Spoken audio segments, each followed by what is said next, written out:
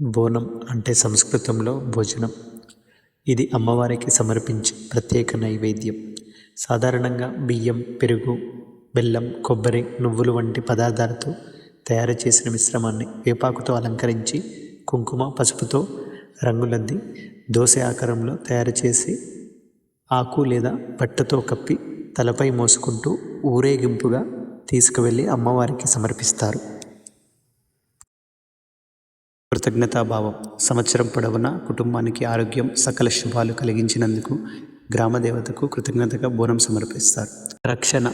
మహమ్మారులు, అకాల మరణాలు, దుష్ట శక్తుల బాధల నుంచి కాపాడాలని, ముందు ముందు కూడా రక్షించాలని అమ్మవారిని ప్రార్థిస్తారు. కుటుంబ సామాజిక ఐక్యత. ఇంటి ఆడపడుచులాగా గ్రామదేవతను భావించి పూజించడం తెలంగాణకే సొంతమైన విశిష్టత. ప్రతి ఏటా తొలి బోనం గోల్కొండ కోటలోని మహంకాళి అమ్మవారికి జరుగుతుంది.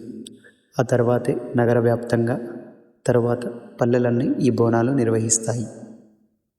బోనం మా పానం